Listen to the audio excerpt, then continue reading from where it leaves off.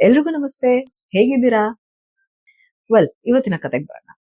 ಒಂದು ಊರಲ್ಲಿ ಒಂದು ಪುಟ್ಟ ಸಂಸಾರ, ಒಂದು ಚೊಕ್ಕವಾದ ಫ್ಯಾಮಿಲಿ.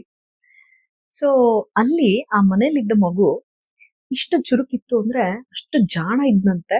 ಜಾಣ, ಆಮೇಲೆ ಎಲ್ಲಾ ಹಲವಾರು ವಿಷಯಗಳಲ್ಲಿ ತುಂಬಾ ಚುರುಕಾಗಿದ್ನಂತೆ. ಶಾಲೆಯಲ್ಲಿ ಫಸ್ಟ್ ಬರ್ತಿದ್ನಂತೆ. ತುಂಬಾ ಜಾಣ.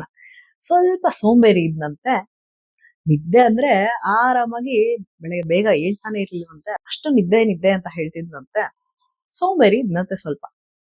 ಅದೇನೋ ನಮ್ ಕಡೆ ಹೇಳ್ತಾರಲ್ಲ, ಎಲ್ಲಾ ಚೆನ್ನಾಗಿದೆ, ಒಂದು ಸುಳಿ ಸುಮಾರಾಗಿದೆ ಅಂತ. ಹಾಗೆ ಒಂದಿನ ದಿನದಂತೆ ಅವರಪ್ಪ ಬಂದ್ಬಿಟ್ಟು ಎಪ್ಸಕ್ ಟ್ರೈ ಮಾಡಿದ್ರಂತೆ. ಎಪ್ಸಿ ಎಪ್ಸಿ ಎಪ್ಸಿ ಬೆಳಗ್ಗೆ ಬೇಗ ಎಪ್ಸೋಣ ಮಗನ್ನ ಅಂತ ಆಸೆಯಿಂದ ಬಂದ್ಬಿಟ್ಟು ಇವತ್ತಾದ್ರೂ ಹೇಳ್ತಾನೇನೋ ಅಂತ ಎಪ್ಸಿ ಎಪ್ಸಿ ಟ್ರೈ ಮಾಡಿದ್ರಂತೆ.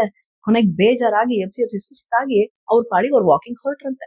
ವಾಕಿಂಗ್ ಹೋಗ್ ಬಂದು ಫುಲ್ ಖುಷಿಯಲ್ಲಿದ್ರಂತೆ, ಒಳ್ಳೆ ಮೂಡಲ್ಲಿ ಇದ್ರಂತೆ. ಬಂದ್ಬಿಟ್ಟು ಮಗನ ಮತ್ತೆ ಎಪ್ಸಕ್ ಟ್ರೈ ಮಾಡಿದ್ರಂತೆ. ಅವ್ನ್ ತಿರ್ಗಾ ಮಲಗಿದ್ದವನ್ ಹಂಗೆ ಇದ್ನಂತೆ. ಬಂದ್ಬಿಟ್ಟು ಒಂದ್ ಗ್ಲಾಸ್ ನೀರ್ ಮುಖಕ್ಕೆ ಎರ್ಚಿದ್ರಂತೆ. ಆ ಮಗು ಎತ್ತಂತೆ ಅಪ್ಪ ಅಂತ.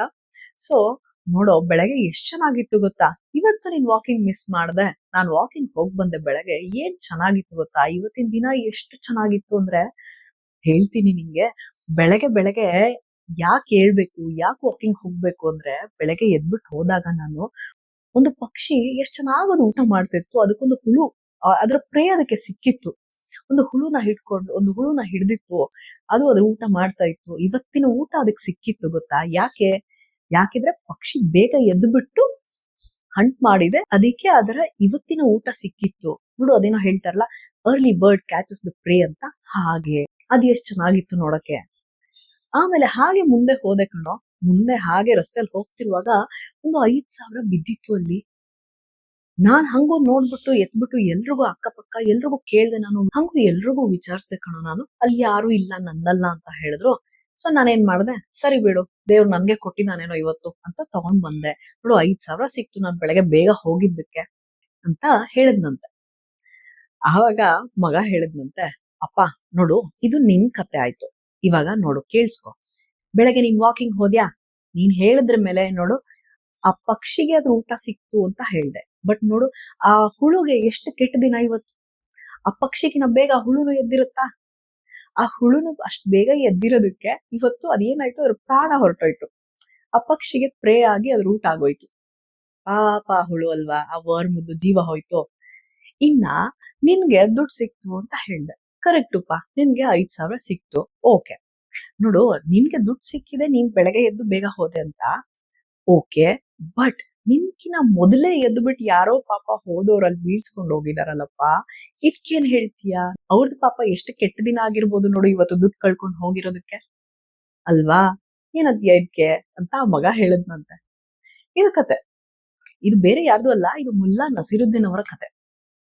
ಸಾಮಾನ್ಯ ಗೊತ್ತಿರ್ಬೋದು ನಿಮ್ಗೂ. ಹಾಗೆ ಈ ಕಥೆಯಲ್ಲಿ ನೋಡಿದ್ರೆ ಎಷ್ಟು ವ್ಯತ್ಯಾಸ ಇರುತ್ತೆ ಎಲ್ಲರ ಪಾಯಿಂಟ್ ಆಫ್ ವ್ಯೂ ಅಲ್ಲಿ, ಎಲ್ಲರ ಪರ್ಸೆಪ್ಷನ್ಸ್ ಅಲ್ಲಿ, ಎಲ್ಲರ ಗ್ರಹಿಕೆಯಲ್ಲಿ ಏನೇನ್ ತರ ವ್ಯತ್ಯಾಸ ಇರುತ್ತೆ, ಏನೇನ್ ಡಿಫ್ರೆನ್ಸ್ ಇರುತ್ತೆ ನೋಡಿ. ಅವ್ರ ಅಪ್ಪನ ಪಾಯಿಂಟ್ ಆಫ್ ವ್ಯೂ ಹೆಂಗಿತ್ತು, ಅದೇ ಸಿಚುವೇಶನ್ಗೆ, ಅದೇ ಕಾಂಟೆಕ್ಸ್ಟ್ಗೆ ಮಗನ ಪಾಯಿಂಟ್ ಆಫ್ ವ್ಯೂ ಹೇಗಿತ್ತು ನೋಡಿ, ಅವನ ಪರ್ಸೆಪ್ಷನ್ ಹೇಗಿತ್ತು. ಹಾಗೆ ಭೂಮಿ ಮೇಲೆ ನಮ್ಮೆಲ್ಲರಿಗೂ ಅಷ್ಟೇನೆ, ಎಲ್ಲರ ಪರ್ಸೆಪ್ಷನ್ಸ್ ಬೇರೆ ಬೇರೆ ಇರುತ್ತೆ. It differs. ನಾನ್ ಪರ್ಸೀವ್ ಮಾಡೋ ವೇ ಬೇರೆ ಇರುತ್ತೆ, ನೀವು ಪರ್ಸೀವ್ ಮಾಡೋ ರೀತಿ ಬೇರೆ ಇರುತ್ತೆ. ಬಿಕಾಸ್ ನಮ್ಮ ಎಕ್ಸ್ಪೀರಿಯನ್ಸಸ್ ಮೇಲೆ, ನಮ್ಮ ಥಾಟ್ ಸಿಸ್ಟಮ್ ಮೇಲೆ, ನಮ್ಮ ಒಂದು ಬಿಲೀಫ್ ಸಿಸ್ಟಮ್ ಮೇಲೆ ಅದು ಡಿಪೆಂಡ್ ಆಗುತ್ತೆ. ನಾವು ಎಲ್ಲದನ್ನ ಹೇಗ್ ಪರ್ಸೀವ್ ಮಾಡ್ತೀವಿ ಅನ್ನೋದು, ಯಾವುದೇ ಒಂದು ಕಾಂಟೆಕ್ಸ್ಟ್, ಯಾವುದೇ ಒಂದು ಸಿಚುವೇಶನ್ ಇರ್ಬೋದು, ಯಾವುದೇ ತರಹದ ಲೈಫ್ ಸಿಚುವೇಶನ್ಸ್ ಇರ್ಬೋದು, ಅದನ್ನ ಹೇಗ್ ಪರ್ಸೀವ್ ಮಾಡ್ತೀವಿ ಅನ್ನೋದು ನಮ್ಮ ಥಾಟ್ ಸಿಸ್ಟಮ್ ಮೇಲೆ ಇಟ್ ಡಿಪೆಂಡ್ಸ್, ಅಲ್ವಾ? ಈ ಒಂದು ಕಥೆನ ಕೂಡ ಎಲ್ಲರೂ ಪರ್ಸೀವ್ ಮಾಡೋದು ರೀತಿ ಬೇರೆ ಬೇರೆ ಇರುತ್ತೆ. ನೀವು ಒಂದು ತರ ಪರ್ಸೀವ್ ಮಾಡ್ಬೋದು, ಇನ್ನೊಬ್ರು ಇನ್ನೊಂದ್ ತರ ಪರ್ಸೀವ್ ಮಾಡ್ಬೋದು. ಹಾಗೇನೆ we all differ in our perceptions. ನೀವೇನಂತೀರಾ ಇದಕ್ಕೆ? ಒಪ್ತೀರಾ ಇದಕ್ಕೆ? ನಿಮ್ಗೆ ಈ ಕತೆ ಹೆಂಗನ್ಸ್ತು ಕಾಮೆಂಟ್ ಅಲ್ಲಿ ತಿಳಿಸಿ. ಕತೆ ಇಷ್ಟ ಆದಲ್ಲಿ ನಿಮ್ಗೆ ಗೊತ್ತೇ ಇದೆ ಅಲ್ವಾ, ಲೈಕ್ ಮಾಡಿ, ಶೇರ್ ಮಾಡಿ, ಸಬ್ಸ್ಕ್ರೈಬ್ ಮಾಡಿ. Thank you for watching. ಖುಷಿಯಾಗಿರಿ. Take care, stay happy. ಬಾಯ್.